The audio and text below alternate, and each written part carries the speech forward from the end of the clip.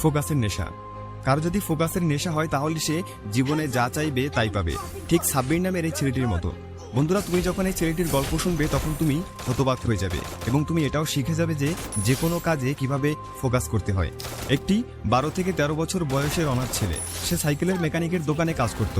100-200 টাকা ইনকাম করার জন্য সে দিনরাত সেই সাইকেলের গ্যারেজে কাজ করত। কেউ কখনো কল্পনাও করতে পারেনি প্রতিদিন সেই ছেলের জীবনে বড় কোনো পরিবর্তন আসবে।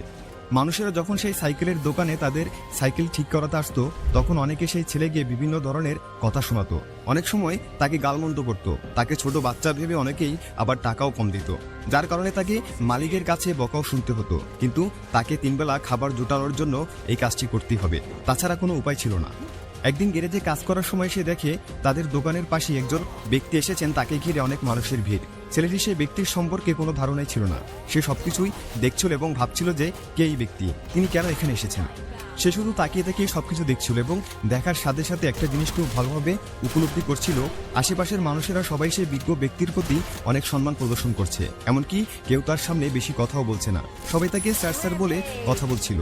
সে মনে মনে ভাবতে থাকে, একদিকে তার সামনে দাঁড়িয়ে থাকা ব্যক্তিকে সবাই সম্মান দিচ্ছিল এবং সবাই স্যার স্যার বলে কথা বলছিল, আরেকদিকে আমি যে কিনা সবার সাথে এত ভালো ব্যবহার করি, শান্তশিষ্টভাবে মানুষের কাজ করি, তারপরও মানুষ আমার সাথে খারাপ ব্যবহার করে, আমাকে গালি দেয়।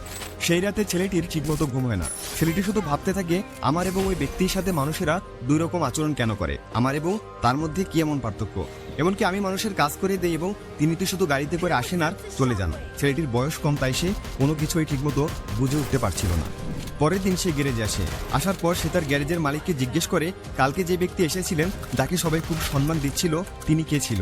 তার গ্যারেজের মালিক তাকে বলে, তুই এত কিছু জেনে কি করবি। তারপরেও ছেলেটি আবার তাকে জিজ্ঞেস করে। তখন তার গ্যারেজের মালিক তাকে বলে, কালকে যিনি এসেছিলেন তিনি হলেন একজন ম্যাজিস্ট্রেট, তিনি এসেছিলেন একটি নতুন স্কুল উদ্বোধন করার জন্য। তখন ছেলেটি আবার জিজ্ঞেস করে, ম্যাজিস্ট্রেট হতে হলে কি করতে হয়। তখন গ্যারেজের মালিক তাকে বলে, ম্যাজিস্ট্রেট হওয়ার জন্য অনেক পড়ালেখা করতে হয়, অনেক পরিশ্রম করতে হয়, যেটি মানুষের মতো ফোকাস করতে হয়।